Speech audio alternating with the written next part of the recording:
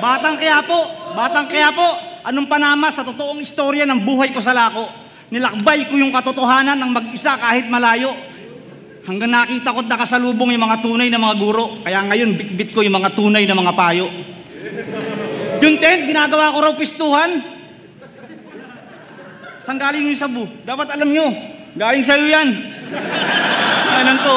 Ito yung laban na dapat hindi nyo pinapalagpas. Ngayong gabi, makikita nyo kung paano ako tumagpas. Makitid na kokote, laban sa malawak na pangunawa. Mababaw na pag-iisip, laban sa malalalim kong talata. Ito na yung oras mo, wala ka ng pagkakataong lumaya. Ako'y natutong pumatay pero di pinag-aralan ng maawa. Flip top game?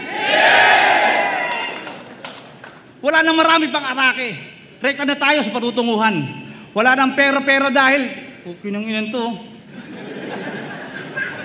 Wala nang marami pang paandar. Rekta na tayo sa mangyayari. Wala nang sorry dahil alam niyong matagal nang ubos yung pasensya ko mga pare. Kalapastanganan man sa paningin ng iba, wala na akong magagawa. Kaya itigil mo na yung pagrarap, tangina mo, wala ka papapala. Masakit man, pero alam mong isa ka sa mga walang bilang na kalahok. Tapos sasabay pa yung mga putang inang mga hurado na bugok. Hindi ko naman nila lahat, pero alam nyo, sayang. Marami pa sana akong magandang ipapakita. Sa sobrang paraya, di ko na malayang nawala na rin yung gana. Pero ewan ko, tignan natin, malay natin bumalik. Pero yung mga gaya mong walang bilang sa talampakan ko humalik. Ano, masakit ba? Kasi yan ang totoo. Pati ako natatakot na pag ako na nagseryoso.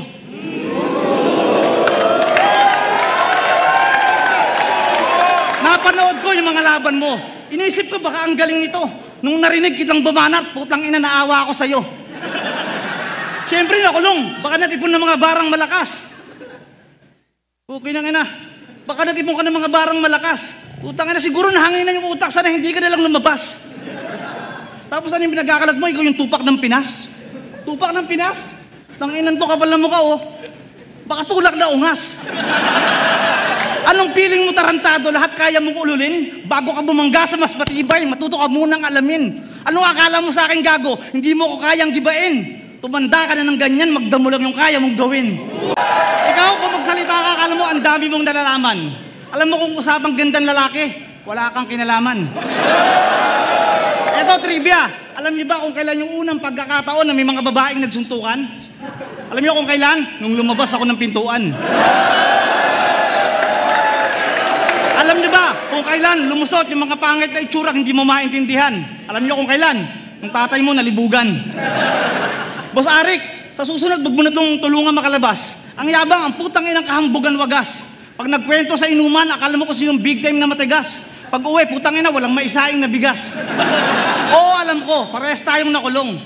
Yung sa akin may dahilan, yung sa'yo, katangahan. Alam mo, sabi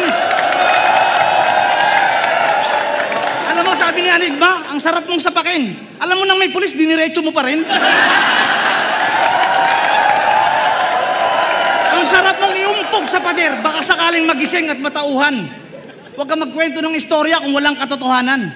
Kaya huwag kang magyayabang ng putang inang buhay mo sa kulungan. Hindi kami interesado sa resulta ng sarili mong kagaguhan. Huwag kang magmalinis, tang ina mo. Alam mo kung posible kang nagtutulak. Huwag mong pasukin ang diskarte kung ang galaw ay gitiyak. Mahirap pag ang karma mismo naningil. At alam mo yung pwedeng maging resulta pag hindi ka nagtigil. Naaatin mong patidehin yung anak mo mula sa perang pinagbentahan ng droga. Pinahirapan mo pa yung sarili mo. Sana nilaga mo yung damo, total pares din naman katas ng marijuana.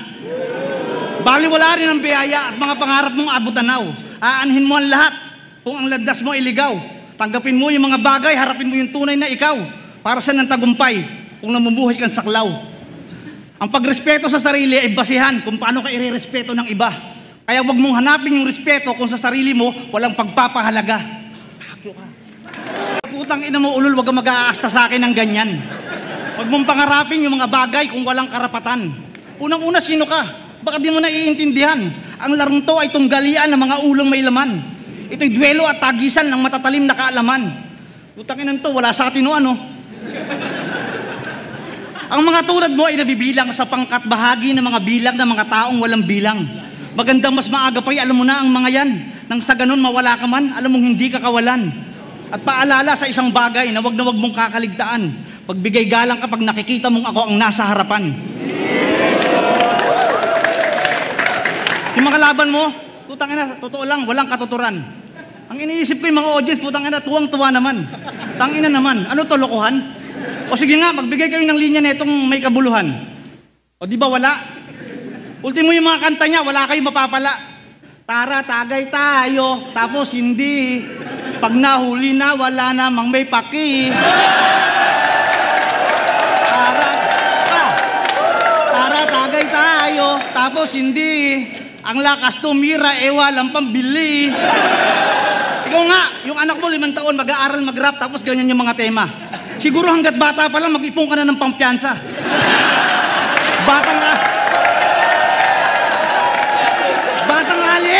Batang kalye rin ako. 2 klase ang batang kalye, depende sa ugali bilang tao. Laking lansangan din ako. Pare-parehas lang tayo ng dinanas. Pare-parehas tayo nangarap ng minsan may magandang bukas. O di ba parehas? Hanggang dumating tayo sa puntong humawak sa mga rehas. Ang pinag-aiba lang natin sa parehong pinasok na landas, hirap man ako'y lumaban at nagtrabaho ako ng patas. Kaya malas, dahil ikaw yung una kong pinugutan, unang ulong pinagulong na magsisilbing palatandaan, hudyat sa lahat at paalala na mag-iinsayo ng mahusay. Pagkat lahat ng sasalubong sa akin ay ginawang ko na ng hukay.